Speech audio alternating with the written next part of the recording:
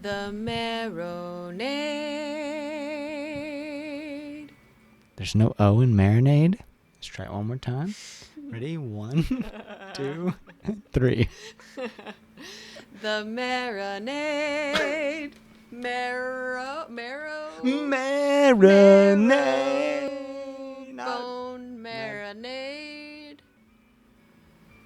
That's The Marinade. The Marinade. With Jason Earle.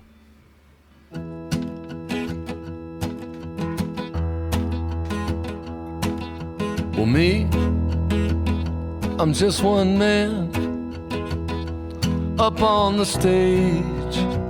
I make my stand.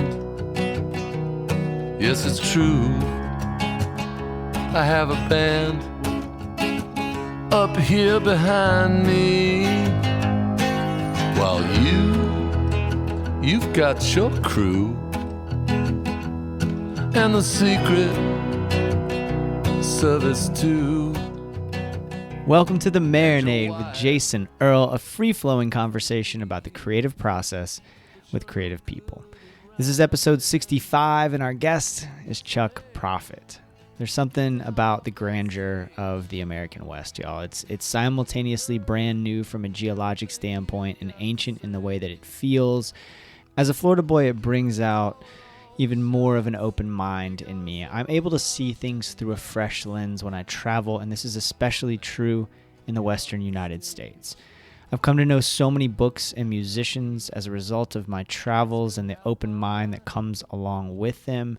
Chuck Prophet's music came into my life after a Green on Red song, his former band, came on my Sirius XM channel while driving from Reno to San Francisco.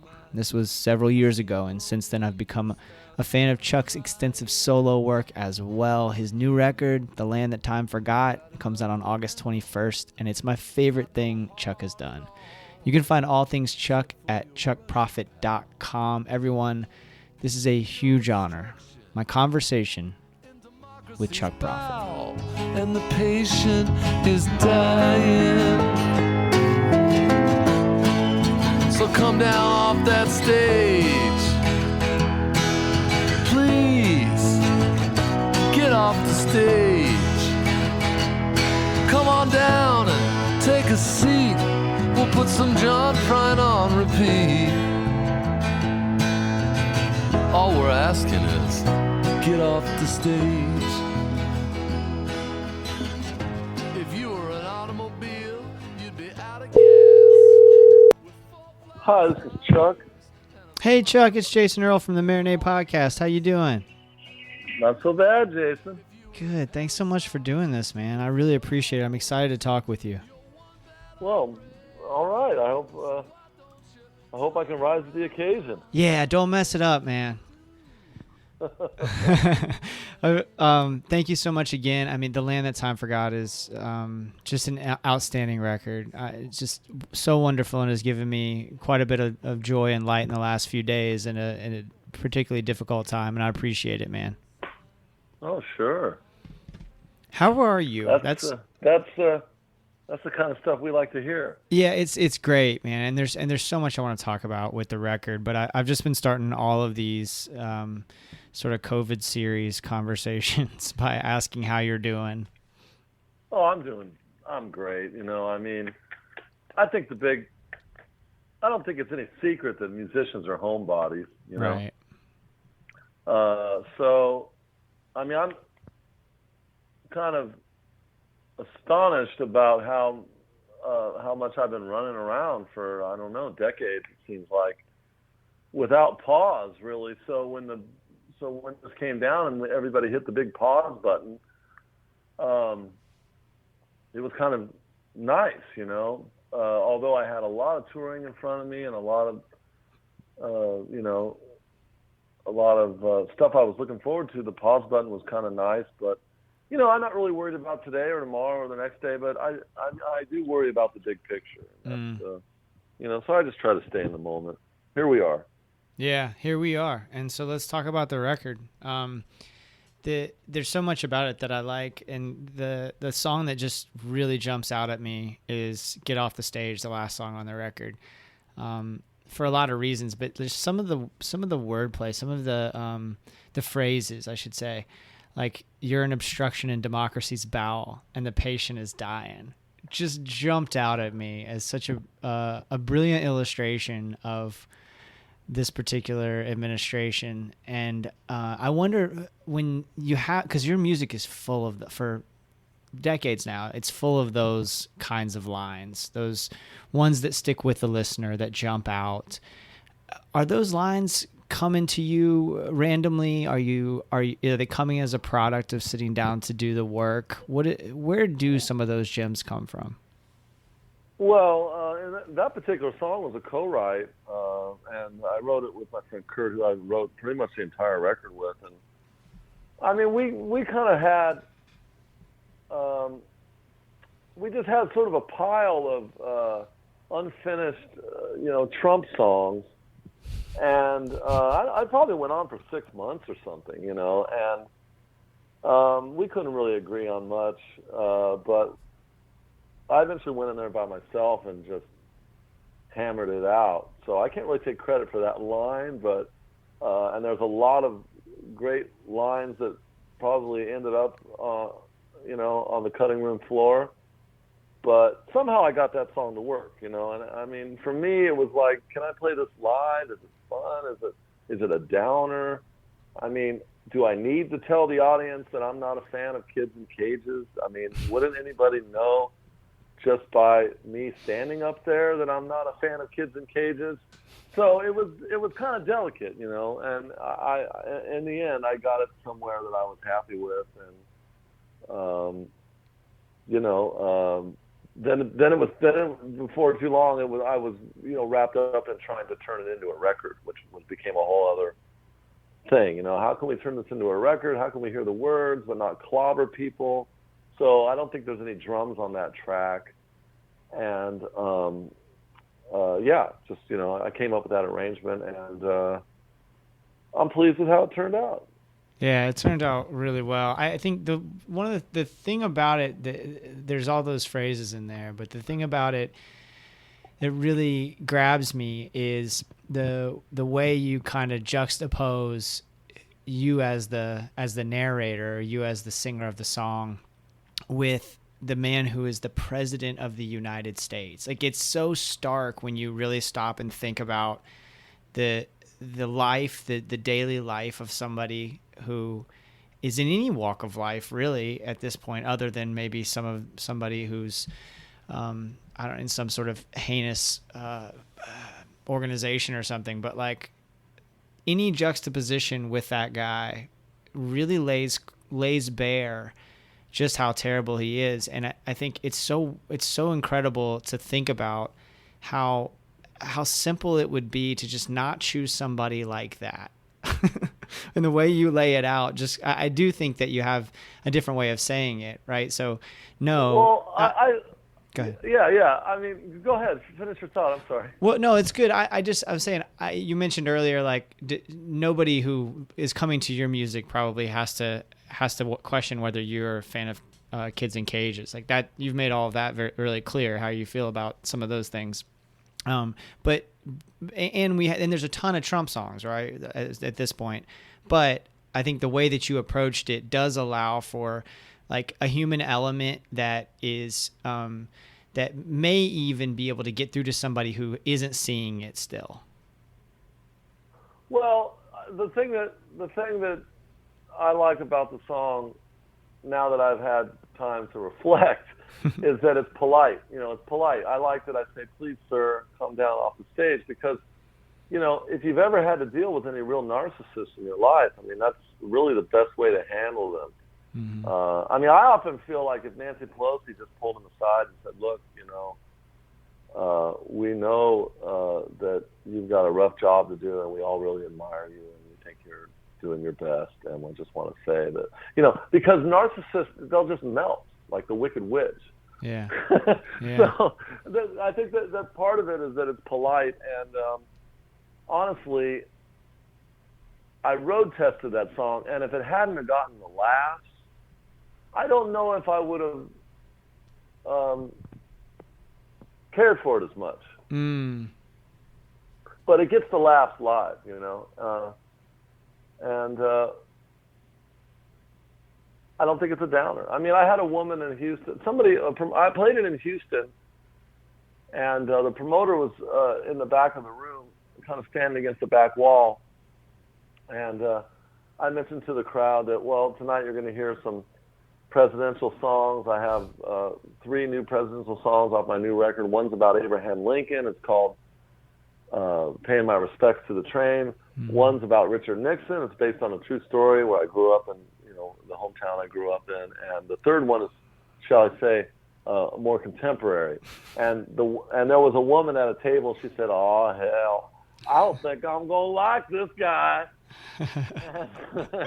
and the promoter was, you know, he was watching her the whole time, and he said that when it came time around to play Get Off the Stage, that I got laughs out of her, you know. Okay. And so that means a lot to me. That's huge, because so all of us are struggling with, how do we communicate with someone who's in her shoes? How do I communicate with my dad? How do I communicate with my mom? How do I communicate with people who I love but who somehow still support this person? And I just don't want to give up on people. You know, I don't want to give up on, no matter how despicable I find the beliefs and actions of this person, this president. I don't want to give up on people who, for whatever reason, continue to support him, because I just think it's too important. I just think there's too much at stake for us to give up on the people around us. So I love that song, if it just got through to that one woman and made her think about it differently, then it's worth it. Well, I mean, I got her to laugh at his hair, you know. I mean, I don't know if I got her to change her beliefs. I'm not that conceited, you know, but I will say this. I mean, it's one thing to not give up on people, and but, you know, I mean, we really do have to look at ourselves, and you know, we have to look at, when did the Democratic Party become the party of the elite, you know? And I mean, you know, I think George Clooney and people like that got Trump elected. And not just the elite in terms of the Hollywood elite or the, you know, liberal elite. I'm talking about like the education elite, you know. Yeah.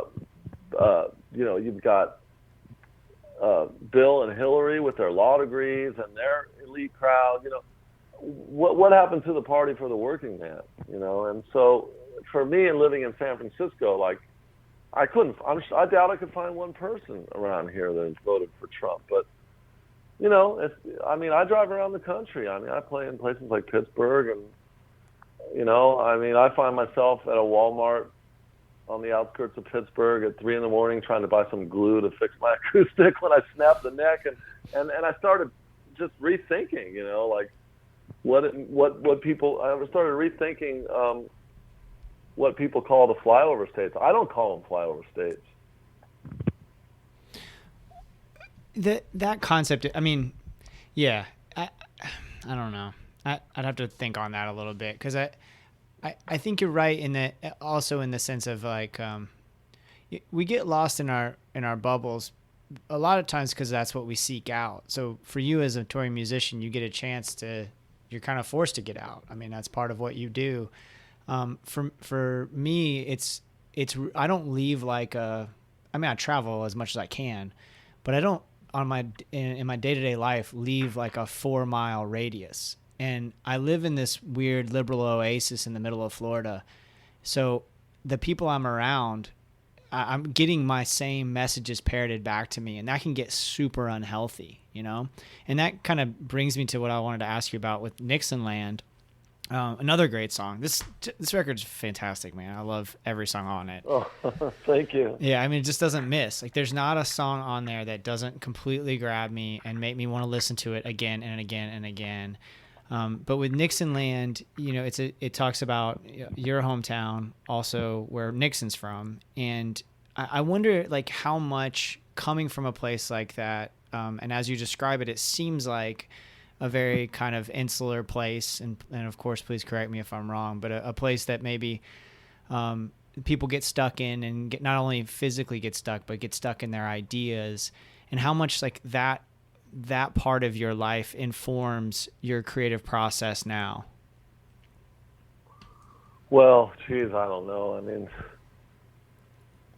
I mean, it's true. I grew up in a town called La Habra. I was born in Whittier, California. And I grew up in a town called La Habra. It's right on the edge of the Orange Curtain there, Orange County. I grew up in an area that was once orange groves, and I had a pretty idyllic childhood. I was a surfer kid, and everybody I knew played guitar. And oh, cool. I grew up in a pretty idyllic place of, three sisters and company car and a middle class life. But, my father was definitely a Republican. He was an executive for the corporation. And I can remember even being a kid, like driving in the station wagon and, with my dad, and there was something on the news, probably about Cesar Chavez and the unions. And I said, Dad, what's a union? And my dad shook his head. He said, well, son, they're bad news. Now, I don't even know if he meant that, Yeah. But I grew up with, that's the kind of environment that I grew up in. But, I grew up, I moved out. I went to San Francisco. I enrolled in college. I dropped out of college. I traveled the world with a band. By the time I was 20, I played all over the world. And so my eyes opened up, and living here in San Francisco all these years has also been an education for me, an education in different kinds of people and races and colors and sexes. And I'm right here in the Castro district right now during Pride, Oh, wow. So yeah, so I had mentioned this to my friend Kurt, who I wrote this record with. I said, I think when I was like in the 4th grade, my classroom took a field trip, and they said, children, they took us to this building downtown, and they said, okay, children, look around. I want you to look around. You are now standing in the home of what at one time was Richard Nixon's first law office. And that was our tax dollars hard at work. And my gosh. I didn't know if I dreamed that up. Yeah. But I looked it up, and of course you can look up anything these days. And there was a building downtown. Now there was a plaque. The building has subsequently been torn down in the 90s, but they put a plaque there. And that was where I went. And so, Nixon was everywhere when I was a kid. Plus, we used to go to San Clemente, and my family would go camping and go surfing, and we'd go grunion hunting along, during a full moon. And my sister and I were walking with a pail, picking fish as they wash up, Mm-hmm. And a security guard stopped us on the sand and said, "I'm sorry, but you can't go any further." And he pointed up towards the mansion and said, "Yeah, that's, you can't go any further." And so we were right there below the cliffs of Nixon's mansion. And so I was kind of fascinated by Richard Nixon growing up, and I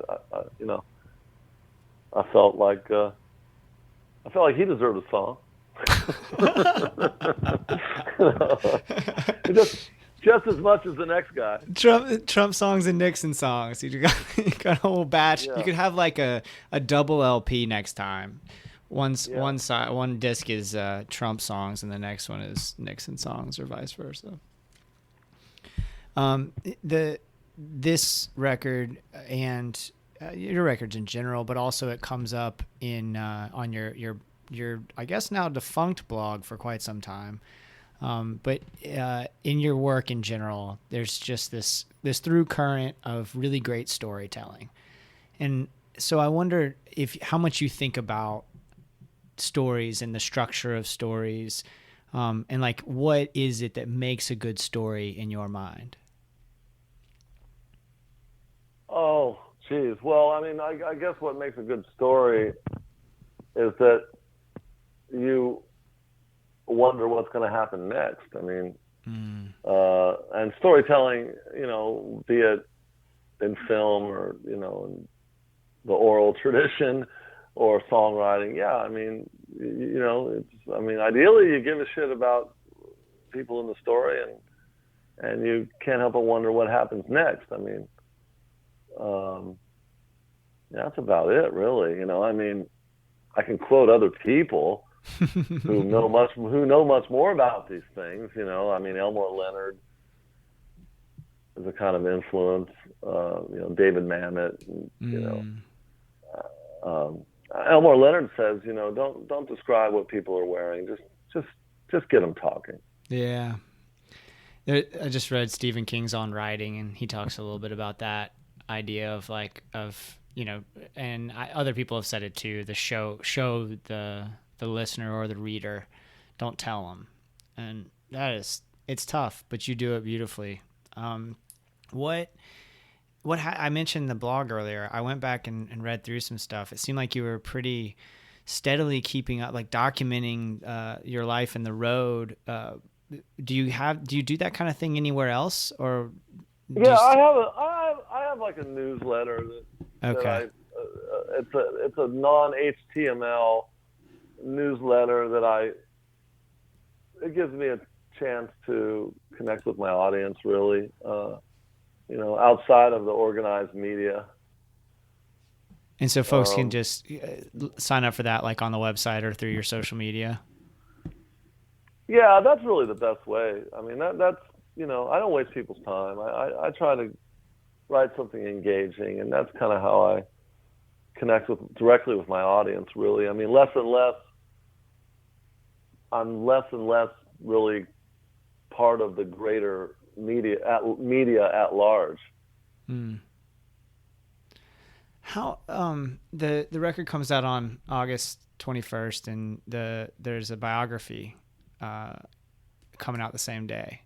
How involved were you in the writing of that particular book?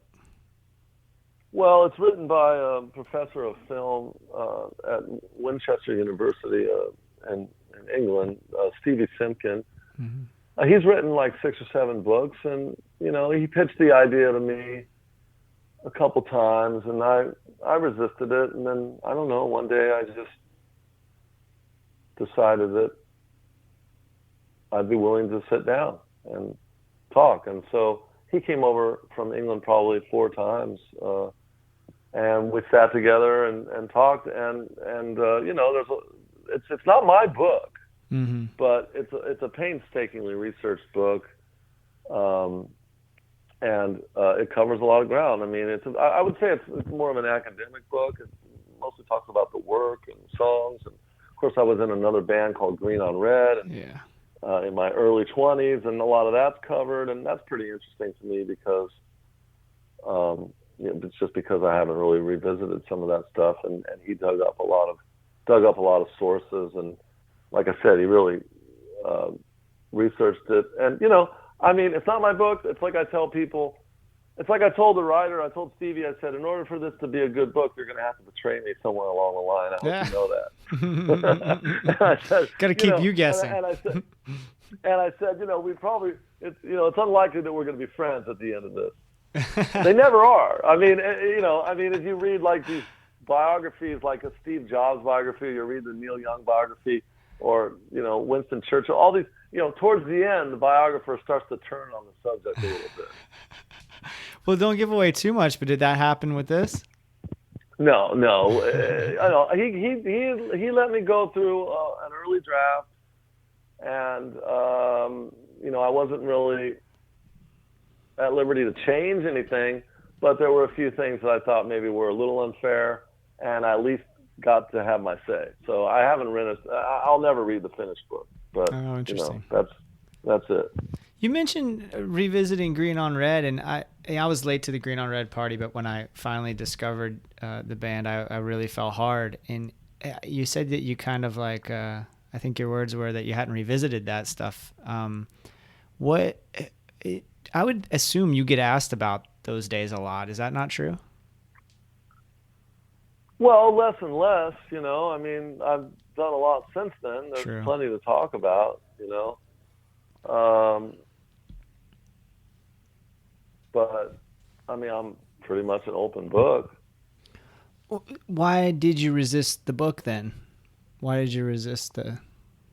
Well, I mean, I resisted it because it just seems kind of final. I feel like, even I'm at a certain age now, and honestly, I really feel like I'm just getting the hang of what I'm doing. Oh, wow. And so there's something about a book that's kind of final. It's kind of like a box set, people, they might get a Duke Ellington box set for Christmas, and they put it up, they open it up on Christmas, they look at it, and then they put it on a shelf, and they never play it again, Yeah. And that's the way I feel about once you've been put in a box set. So I just felt it kind of had that scent to it, and I wasn't excited about it. But in many ways, it's like if it enables people to tap into the music somewhere along the way, and maybe buy a record or turn somebody onto a record or come out to a show, that's where I live. Yeah.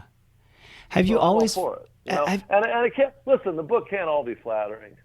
Right. Well, yeah. I mean, you're human, right? Like, and for it to be a compelling read, I mean, we don't, we need to know don't need to, that's the wrong word, but it's nice to know, all the bits, all the good stuff and the not so good stuff and the in between. Because otherwise it's like this ideal, and that ideal can fall pretty flat. Yeah, well, you let me know when they write the book on you and start talking to your ex-girlfriends and stuff. Tell me how you feel. Oh man, if anybody writes a book about me and starts talking to my ex-girlfriends, I'm going to be really grateful that I didn't burn very many bridges, is what I'm going to be. Oh, good for you. Yeah, I'm going to try to keep that up as much as possible. I skipped over asking you about the video for Get Off the Stage, and I was just looking through the comments and stuff earlier, and it was directed by Kendra Morris and created by Kendra Morris and a friend of the Marinade podcast, Julia Haltigan, which is really cool. Excellent. And yeah, she was on the show. She's amazing. I really like those. I really like that team. One of the things that turned me on to them was my original conversation was that she came from a singer-songwriter background and really just kind of taught herself to do this out of purely out of necessity, and kind of understood where I was at, in terms of trying to find a way to bring the song to life in the form of a video. So, I knew I was talking to somebody that's a practitioner, and I was talking to somebody that, understands. Right. That's awesome. Where I'm at.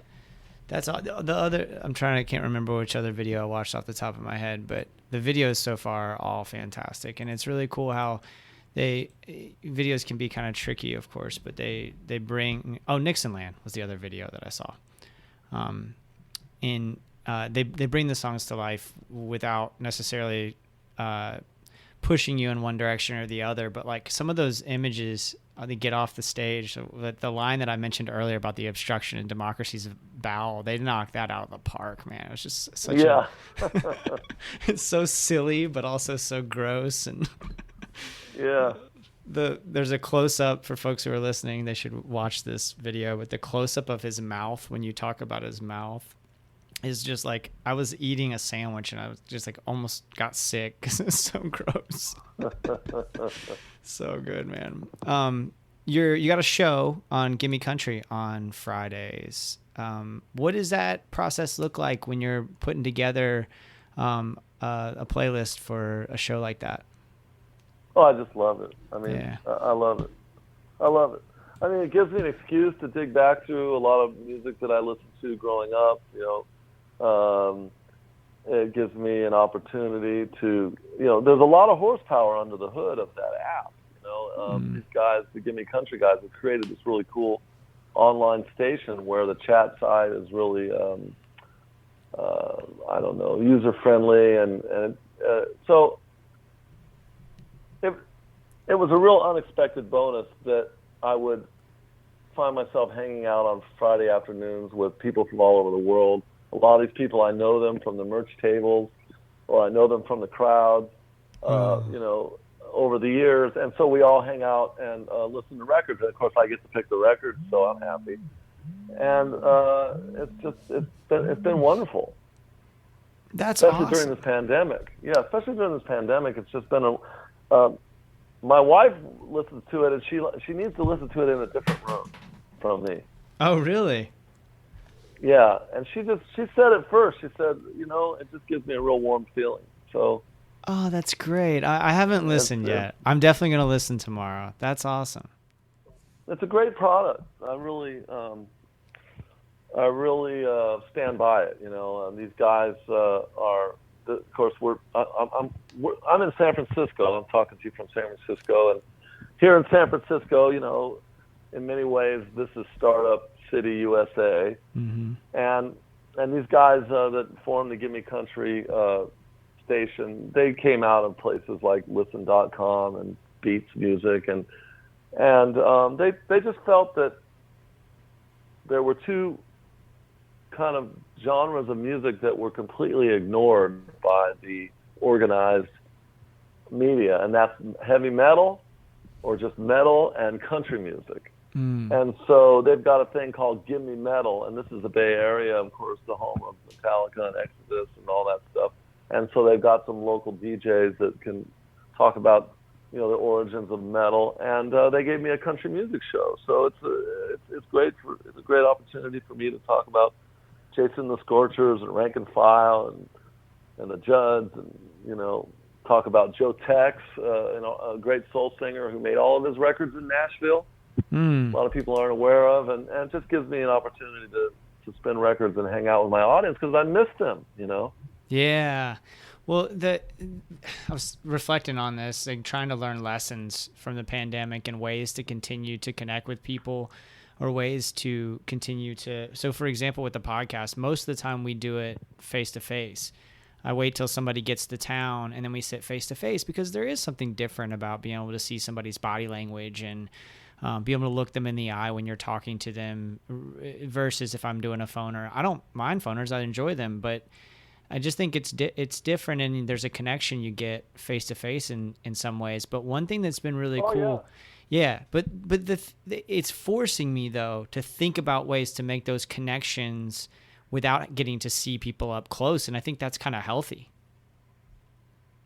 Yeah, it's great. I mean, talk to a blind person. Right. They love the phone. Right. Blind people love the phone. Yeah. I hear you can't get Stevie Wonder off the phone. They don't get that face-to-face stuff. Oh, I'd like to get Stevie Wonder on the phone. Maybe I'll try that. Well, I don't think it's that hard. It's worth an email. That's for sure. It's true. I mean, it's true. That was, like I said, that was an unexpected bonus to the show that I didn't see coming. The fact that there's a chat site for people to jump in and converse and throw shade and I know some of these people, and the innuendos start flying, and we're listening to music together, and it's like having them over, hanging out, listening to the records. So it's something I look forward to. What kind of shade do you get? The people in the chat site throw shade at each other. Oh, at each other. Okay. It's great. Yeah. That's funny. Somebody says, somebody will, really zero in on one of the ladies, and she'll say, "What is this, Tinder?" Where are you from? What are your hobbies? Oh, that's so great. Oh man. But people will say like, "Oh, I'm in Helsinki, or I'm in Newcastle, or I'm in Fayetteville, I'm in Fayetteville, Arkansas." Yeah. Chuck, you never come to Arkansas. Yeah, I love that on your Twitter, how you said, your Twitter profile says something like, you can drop in the comments here when you come into Atlanta, or you can follow this link here. Yeah, it'll tell you. Yeah. Or sign up for the newsletter and get updates. Oh man, Chuck, we always end on, thank you for everything. We always end on what you're consuming. So I think that's a good segue. Like what are you watching? What are you listening to? What art has you fired up at the moment? Maybe a book. Well, I have a book club going with my friend Kevin Walters, and we're both reading The Liar's Club by Mary Carr, because, we've been told that it's the definitive, memoir. It's the gold standard of memoirs, and she's a character, so I've been enjoying that. I'm also reading The New Yorker. I'm just reading about this Chinese artist who's doing a lot of graffiti, somebody that came over here from China that hasn't been allowed to go back. So there's some people who've been quarantined as a result of the pandemic and how they're coping and having an outsider's eye. I'm a fan of Jacob Holt. He's a photographer who is a Danish guy who immersed himself in the American inner cities and took a lot of photos. I just did a video with some of his photos for a song called Willie and Nilly. Oh, I love that song. And so I've been studying a lot of his photography and reading New Yorker, reading Mary Carr. I just finished a book about the film Chinatown, and I've been playing guitar. I've been learning guitar, learning James Burton guitar breaks off Ricky Nelson records, things like that. That I just wouldn't. The kind of things that I just wouldn't really turn myself over and do. You wouldn't turn yourself over and do unless you were in the current situation where we're all quarantined. Yeah, it's like, when I'm, my everyday life, I'm making a record, getting ready to make a record, going on tour, getting over being on tour, trying to gear up for another tour. And so I don't,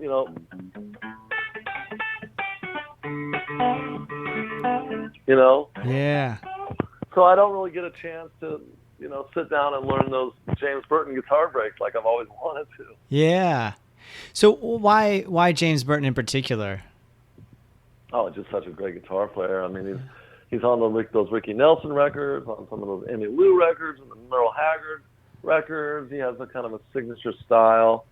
And, there's like a break on Hello, Mary Lou by Rick Nelson that's like, I don't know if the whole thing's 10 seconds, but it's pretty much like a book, Right. It's a thick book. Is anything coming up as you're learning those licks? Is there anything coming up that you feel like is going to translate into your own music? Well, they can't help it.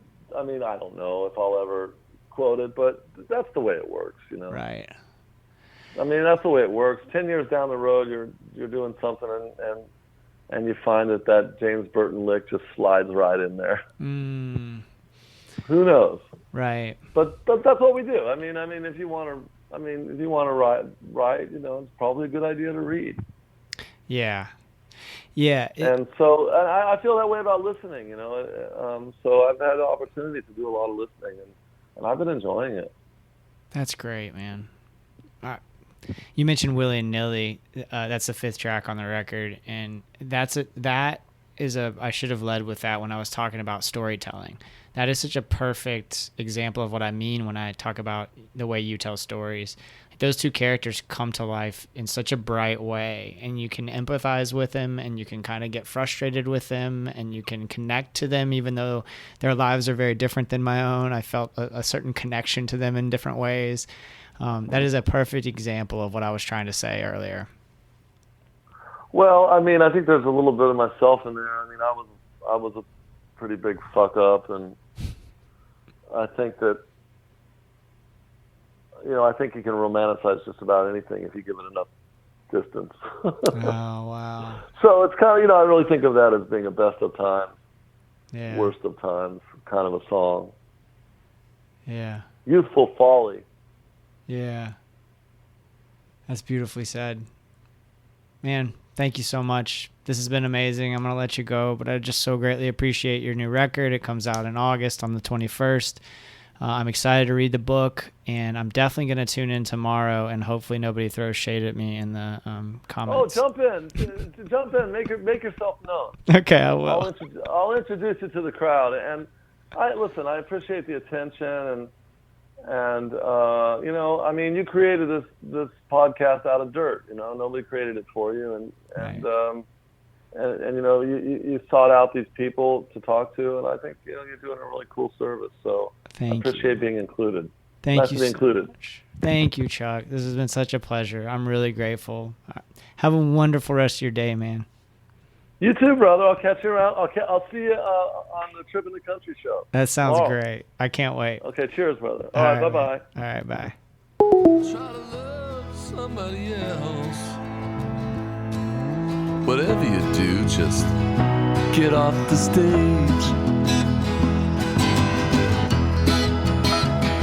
Get off the stage.